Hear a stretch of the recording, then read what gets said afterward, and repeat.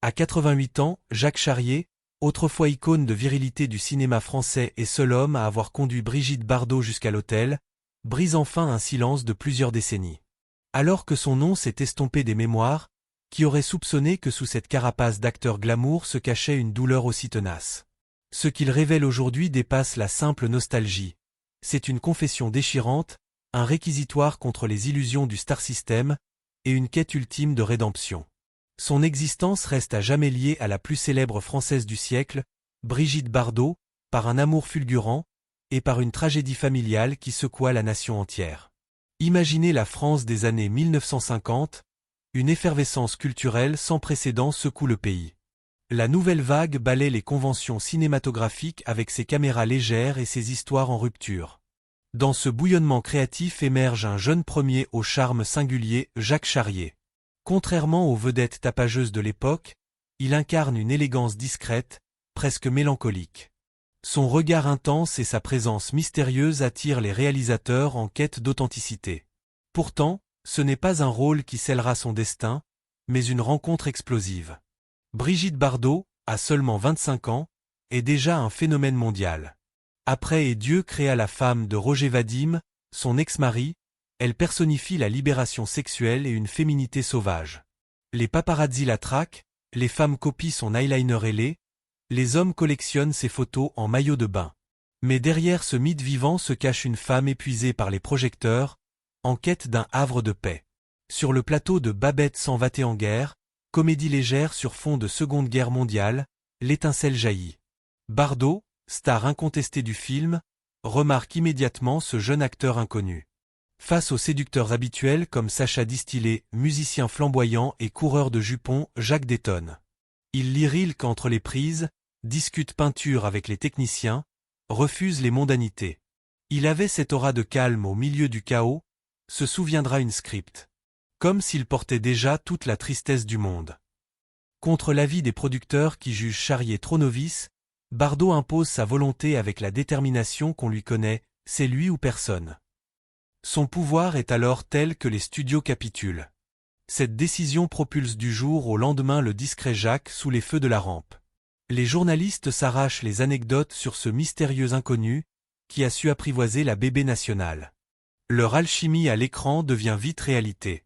Jacques incarne l'antithèse parfaite des anciens compagnons de Bardot. Là où Vadim la mettait en scène comme un objet de désir, Charrier l'écoute parler de ses doutes. Alors que Distillet l'entraînait dans des nuits folles, Jacques lui offre des promenades à cheval en forêt de Rambouillet. Avec lui, j'ai cru toucher la normalité, confiera-t-elle bien des années plus tard. Leur mariage en 1959 déclenche une hystérie médiatique inédite. Des centaines de photographes assiègent la mairie du 16e arrondissement. Les actualités cinématographiques diffusent des images du couple sous les vivas. Pourtant, derrière les sourires officiels, Jacques montre déjà des signes de malaise. Lui qui rêvait de rôles exigeants se voit cantonné au personnage de beau ténébreux. Les critiques le surnomment Monsieur Bardot, raillant son ascension éclair. Le pire reste à venir, leur vie privée devient un terrain de chasse pour la presse people. Un jour qu'ils déjeunent tranquillement à Saint-Tropez, un paparazzi surgit sous leur table. Jacques, naturellement réservé, développe une phobie des objectifs. Chaque cliché me volait un peu de mon âme, avouera-t-il. Bardot, habitué depuis l'adolescence à ce tumulte, ne comprend pas sa souffrance. C'est le premier craquement dans leur idylle. Pendant ce temps, le cinéma français continue sa mutation. Alors que Godard et Truffaut révolutionnent le 7e art, Jacques reste coincé dans des comédies légères. On lui reproche son jeu trop théâtral, son refus de s'adapter aux nouvelles méthodes. L'acteur sombre peu à peu dans une spirale autodestructrice. Les soirées trop arrosées remplacent les discussions passionnées sur le néoréalisme italien. Bardot, elle, plane au firmament, leur équilibre amoureux vacille. Toujours maître de lui-même, Jacques Charrier n'avait jamais cherché les projecteurs. La célébrité n'était pour lui qu'un tribut payé pour aimer la femme la plus désirée de France. Professionnellement, son rôle dans Babette s'en va-t-elle en guerre lui ouvrit des portes inattendues. Durant les années 60 et 70, il enchaîna les rôles au cinéma et sur les planches, bâtissant patiemment une réputation d'acteur sérieux et exigeant. Si sa renommée ne retrouva jamais l'éclat fulgurant de ses débuts, Il gagna le respect de ses pairs en choisissant méticuleusement ses projets pour leur profondeur plutôt que pour leur potentiel médiatique. Ce que peu savent, c'est que derrière l'étiquette de Marie de Bardot se cachait un artiste complet. Peintre passionné, amateur érudit de théâtre classique, puis père dévoué pour les enfants issus de ses unions ultérieures. Après son divorce en 1962, il tourna le dos au cinéma glamour pour se réfugier dans l'intimité de ses toiles. Les traits de pinceau remplacèrent les flashs des paparazzi, les couleurs sourdes de l'atelier effaçant peu à peu le souvenir des lumières crues des plateaux. Ses œuvres, exposées discrètement à travers la France, tissèrent la trame d'une seconde vie artistique loin des tumultes. Pourtant, dans l'imaginaire collectif, Jacques Charrier reste ce jeune premier au regard mélancolique ayant osé épouser l'intouchable Brigitte Bardot. Peu se souviennent de l'homme qui traversa l'enfer médiatique avec une dignité silencieuse. Les procès retentissants pour la garde de son fils Nicolas, scrutés comme un feuilleton, les rumeurs assassines colportées par la presse à scandale. Jamais il ne sombra dans les règlements de comptes publics, préférant la retenue au fracas des polémiques. À 88 ans, l'artiste vit désormais loin des feux de la rampe. Quand il a finalement rompu son silence séculaire, ce ne fut pas pour raviver les cendres des vieux drames, mais pour redessiner sa propre place dans l'histoire. Non plus comme une simple note en bas de page de la légende Bardot, mais comme un homme ayant choisi la vérité intérieure plutôt que les compromis du star system. Son héritage véritable? Une vie où l'art triompha des apparences, où la paternité surmonta les tempêtes, où la dignité l'emporta sur le vacuum des tabloïds. Cette force tranquille, il l'avait déjà manifestée ce jour de juin 1959 à Louvciennes. Alors que plus de 150 journalistes transformaient la paisible mairie en zone assiégée, Jacques attendait, impassible, la femme qui allait bouleverser son existence. Les photographes grimpaient aux arbres, des reporters déguisés en religieuses tentaient de franchir les barrages, le chaos atteignait des sommets surréalistes. Quand Bardot apparut dans sa robe Vichy rose et blanc, ce ne fut pas l'éclat radieux d'une mariée, mais la démarche tendue d'une icône se sacrifiant à son propre mythe. Son sourire hésitant, ses gestes mesurés trahissaient une femme consciente d'offrir en spectacle l'instant le plus intime de sa vie. Ce mariage mythique scellait bien plus qu'une union amoureuse, il incarnait le choc entre le monde réel et le fantasme collectif. Jacques, lui, marchait vers l'autel avec la certitude silencieuse de celui qui sait devoir partager sa femme avec des millions d'inconnus.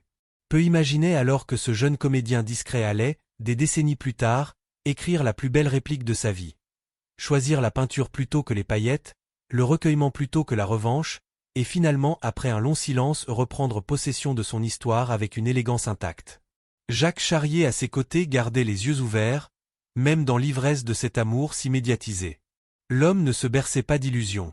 En épousant Brigitte Bardot, il savait qu'il unissait sa vie à bien plus qu'une femme. Il épousait un mythe vivant, une tempête de flash et de fantasmes collectifs.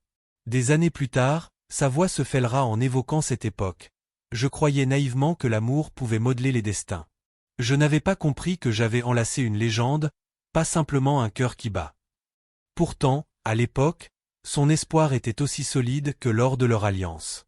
Il rêvait d'un havre loin des projecteurs, où leur amour pourrait mûrir à l'abri des regards. Quand Brigitte tomba enceinte de leur fils Nicolas, Jacques crut toucher au miracle. Lui qui avait grandi dans le silence feutré d'une famille bourgeoise y voyait l'occasion d'offrir à Bardot ce qu'elle n'avait jamais eu, des racines. Il imaginait les rires d'un enfant comblant les interstices entre deux solitudes, construisant un rempart contre la superficialité des galas. La paternité, pour moi, c'était une grâce, confiera-t-il. Il se représentait des matins ordinaires, des chuchotements complices au chevet du berceau, cette alchimie simple qui transforme deux individus en sanctuaires vivants. Mais pour Brigitte, le ventre qui s'arrondissait devint une prison de chair. La grossesse réveilla en elle des vertiges bien plus profonds que les nausées du premier trimestre. Comment concilier l'image de la déesse libre, provocante, qui avait fait trembler les écrans avec Et Dieu créa la femme, et ce rôle de mère qui lui collait soudain à la peau comme un costume trop étroit. Dans ses mémoires, l'actrice écrira sans phare cette répulsion viscérale. Je sentais cette vie grandir en moi comme une menace. L'enfant était un étranger, un intrus qui déformait mon corps et mes rêves. Ces nuits se peuplaient de cauchemars où elle accouchait sous les flashs des photographes, le bébé brandi comme un trophée par des mains anonymes. Chaque mot de détresse de Brigitte labourait l'âme de Jacques. Qu'elle puisse rejeter notre enfant avant même de lui avoir donné un regard. murmura-t-il bien plus tard, la blessure encore vive. Son château de cartes s'effondrait. La femme qu'il avait éblouie en bikini rouge sur la plage de Saint-Tropez se métamorphosait en une ombre fuyante. Leur lit conjugal devint un champ de bataille silencieux où Brigitte, rongée par des conflits intérieurs, se recroquevillait sur elle-même. Jacques tentait de l'atteindre à travers la brume, une main posée sur son épaule, des mots apaisants chuchotés dans le noir. Mais plus il s'approchait, plus elle se retirait dans une forteresse invisible. Le monde, lui, continuait à s'extasier.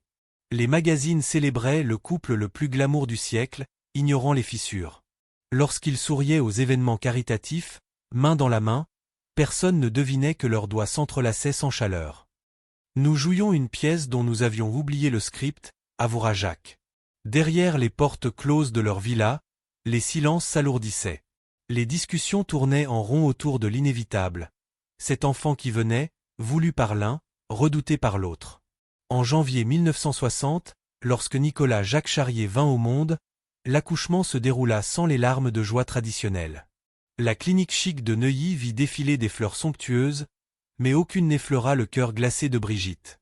Alors que Jacques berçait leur fils avec une tendresse émerveillée, l'actrice détournait les yeux, comme si ce petit être incarnait toutes ses contradictions. La maternité lui semblait une trahison envers elle-même, envers cette image de femme indépendante qu'elle avait si férocement construite. Ce qui aurait dû sceller leur famille en devint le poison.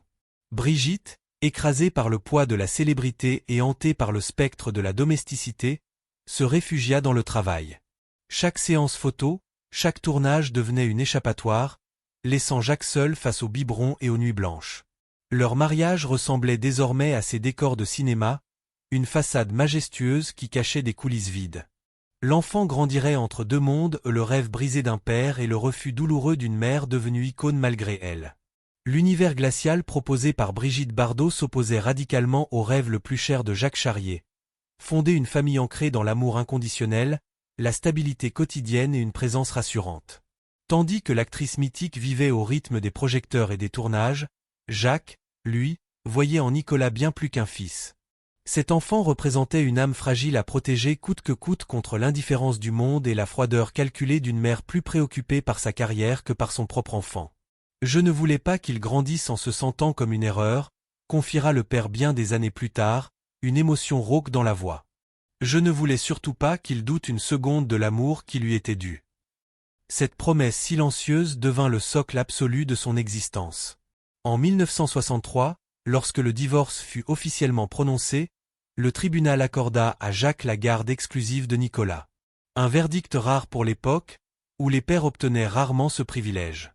La vérité crue derrière cette décision révélait l'absence totale de Brigitte Bardot dans la vie de son fils. Les visites se comptaient sur les doigts d'une main, les tentatives de créer un lien maternel étaient quasi inexistantes. Quelques cadeaux clinquants envoyés de loin en loin, des lettres rédigées sur un ton administratif, ces gestes ressemblaient davantage à une tentative maladroite de calmer une conscience coupable qu'à une véritable démonstration d'affection. Face à ce vide affectif, Jacques fit le choix le plus radical qui soit pour un acteur montant, il tourna le dos à sa carrière prometteuse. Les rôles alléchants, les avant-premières hollywoodiennes, la reconnaissance publique, tout cela fut sacrifié sur l'autel d'une mission autrement plus précieuse. La célébrité peut attendre, confia-t-il un jour à un ami proche. L'enfance de mon fils, elle, n'attendra pas. Alors que le mythe Bardot grandissait comme une traînée de poudre médiatique, Jacques bâtissait pierre après pierre un héritage invisible mais indestructible. Celui des petits déjeuners partagés, des devoirs surveillés, des câlins réparateurs après les cauchemars. Pourtant, la blessure la plus cruelle survint plus de 3 décennies plus tard, en 1996, lorsque Brigitte Bardot publia ses mémoires sous le titre provocateur Initial Bébé. Dans un passage glaçant, elle qualifia la naissance de Nicolas des erreurs épouvantables et de pires cauchemars de ma vie. Des mots qui tombèrent comme des couteaux sur le cœur de Jacques. Pour Nicolas, alors adulte, ce fut la confirmation brutale d'un rejet maternel latent depuis toujours. Comment se relever d'une telle déclaration publique? Jacques, lui, étouffa sa colère dans un silence digne. Aucune riposte cinglante dans les magazines, aucun règlement de compte télévisé. Juste une douleur muette qu'il partagea seulement en privé. J'ai hurlé intérieurement, pas pour moi, mais pour lui. pour chaque seconde où il devait affronter cette vérité immonde. Des années à construire un rempart d'amour paternel réduit en cendres par quelques phrases assassines. Pourtant, le vieil acteur refusa de transformer son fils en objet de scandale. La dignité, murmura-t-il à un confident, c'est le dernier cadeau que je peux offrir à mon enfant. Même quand le monde entier essaie de nous l'arracher. Aujourd'hui, lorsque l'histoire de Jacques Charrier ressurgit, ce n'est pas le fracas du divorce ou les mots blessants de Bardot qu'on retient. Non. Ce qui demeure, c'est l'image d'un homme ordinaire devenu héros par sa constance absolue. Un amour paternel qui a tenu tête aux orages médiatiques, à l'abandon, au coup bas de la célébrité. Dans le paysage souvent cynique du show-business, Jacques incarna cette vérité simple et révolutionnaire. Parfois, les plus grands rôles ne se jouent pas sur les écrans, mais dans l'intimité obstinée d'une vie dédiée à protéger sa lumière. Jacques Charrier, cet homme qui préférait les histoires du soir aux scénarios hollywoodiens, les matchs de foot improvisés dans le jardin aux galas étincelants. Celui qui a appris à son fils une vérité essentielle. Être désiré par les foules ne signifie pas toujours être aimé pour ce qu'on est vraiment. Mais qu'avec du courage, on peut tenter de réconcilier ces deux forces. Son héritage ne se résume pas à des bobines de films jaunis ou des affiches de théâtre oubliées. Il palpite dans chaque décision prise pour ce garçon arrivé dans un silence lourd de non-dits, dans chaque mot retenu pour préserver sa tranquillité. L'artiste silencieux, en effet. Après l'effondrement de son mariage, Jacques poursuit un temps sa carrière d'acteur, enchaînant les tournages dans les années 60. Mais une métamorphose sourde s'opère en lui. Les rôles, même ciselés par les plus grands scénaristes, ne parviennent plus à captiver son âme. Les projecteurs qui brillaient autrefois comme des étoiles promises lui font désormais l'effet de barreau. Chaque plateau lui renvoie l'écho douloureux de ce qu'il a perdu.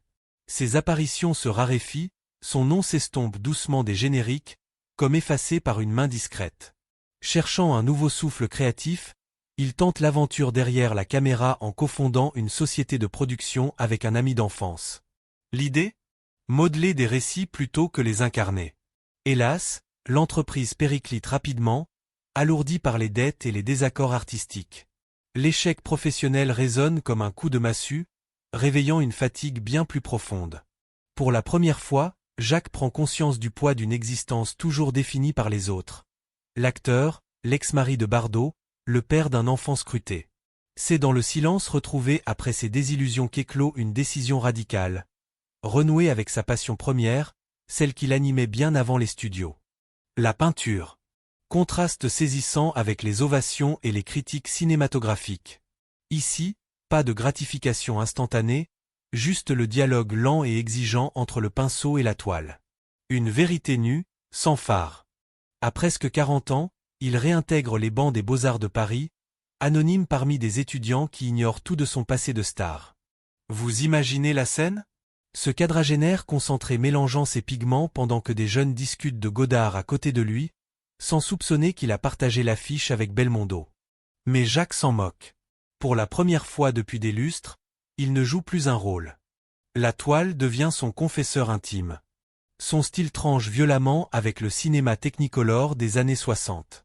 Ses toiles sont des paysages d'âme, des gris profonds, des ocres brûlés, des silhouettes floutées noyées dans des clairs-obscurs. Chaque coup de pinceau est une plongée archéologique dans ses propres strates enfouies. La tristesse d'un divorce, la tendresse pour son fils, la résilience d'un phénix, tout y passe. Ce ne sont pas les œuvres d'un homme assoiffé de gloire, mais celles d'un chercheur d'identité déterminé à exister hors des regards. Peu à peu, ces tableaux voyagent. D'abord des expositions confidentielles à Montparnasse, puis en Suisse, et même jusqu'à Tokyo où un galeriste séduit par sa palette mélancolique lui organise un accrochage. La reconnaissance arrive, discrète mais réelle. Les critiques commencent à évoquer le Charrier d'étoiles sans mentionner systématiquement Bardot. Un jour, lors d'un vernissage à Lyon, un journaliste local l'interroge sur ce renouveau. Sa réponse fuse, libératrice, « Je n'ai plus besoin qu'on me définisse. La peinture, c'est ma respiration. Enfin, je suis. » Pendant des décennies, Jacques avait été le prisonnier doré de ses propres légendes, le jeune premier explosif, l'époux de la plus belle femme du monde. Mais le temps, ce sculpteur impartial, lui offrit une grâce inattendue, l'oubli médiatique. Loin des flashs, il apprit à reconstruire patiemment son identité, brique après brique, tableau après tableau. Après le divorce, cette quête de stabilité prit même une forme inattendue. Ce nouveau chapitre de sa vie s'ouvrit avec son mariage à Franz Louis Dreyfus, issu de l'illustre dynastie du même nom, un pilier du négoce international et de la finance française depuis le XIXe siècle. Cette alliance, bien plus qu'une simple union, le connectait à un réseau d'influence discret, presque aristocratique, où les dîners aux chandeliers côtoyaient les conseils d'administration. France lui offrit un ancrage dans un monde structuré, loin des flashs des paparazzi. Ensemble, ils élevèrent 2 filles dans le cocon feutré de l'hôtel particulier familial, où les rires d'enfants résonnaient dans les escaliers en marbre. Pendant quelques années, Jacques goûta une quiétude qu'il croyait impossible après les tempêtes médiatiques de son premier mariage. Pourtant, les cartes du destin se redistribuèrent une fois encore. Une autre rencontre mena à un 3e mariage, puis à la naissance de sa 4e enfant, une petite fille qui portait en elle l'espoir d'un équilibre retrouvé. 4 enfants désormais, 2 fils héritiers de sa jeunesse tumultueuse, 2 filles symboles de ses reconstructions successives. Chacun incarnait une époque, un visage différent de Jacques, l'artiste passionné, le père meurtri, l'homme cherchant désespérément un port d'attache. Mais la sérénité totale, celle qui touche l'âme plus que les apparences, arriva sous les traits d'une brise venue d'ailleurs. Makiko, photographe japonaise au silence éloquent, croisa sa route lors d'une exposition à Kyoto. Issue d'une culture où l'éphémère est célébré, elle ignorait tout des couvertures de Paris Match ou des rumeurs des années 1960. Pour elle, Jacques n'était ni un ex-mari de légende ni un vestige du cinéma français, mais un créateur au regard mélancolique, capable de capturer la lumière d'un paysage breton comme l'ombre d'un souvenir. Leur conversation, d'abord nourrie par leur amour commun de l'aquarelle et de la photographie en noir et blanc, révélèrent peu à peu une alchimie rare. Elle lui apprit à voir la beauté dans les interstices, une vague se retirant sur le sable, une feuille morte posée sur une fenêtre. En 2009, ils unirent leur vie dans l'intimité absolue d'une mairie de campagne, loin des objectifs voraces. Aucune fanfare, juste le bruissement des chaînes et le sourire complice de 2 témoins. Saint-Briac-sur-Mer devint leur sanctuaire. Ce village de granit et de houx, accroché aux falaises bretonnes, offrait à Jacques un retour aux sources littérales et métaphoriques. Chaque matin, il arpentait les sentiers côtiers, le vent salé fouettant ses toiles vierges tendues sous le bras. Dans son atelier inondé de lumière, il conversait avec les fantômes du passé par coups de pinceau rageurs ou apaisés. Makiko veillait, discrète, développant ses propres clichés dans la pièce d'accent grave côté un ballet de 2 artistes à l'écoute de l'autre sans besoin de mots. Elle m'a offert un présent sans mémoire, confia-t-il bien des années plus tard, évoquant cette renaissance. Ici, personne ne me somme de raconter Brigitte ou de justifier mes choix. Pourtant, à l'aube de ses 80 printemps, Jacques a ressenti le besoin d'exhumer ses vérités.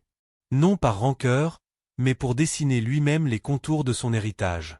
Dans un entretien poignant au Figaro, il a levé le voile sur le drame de Nicolas.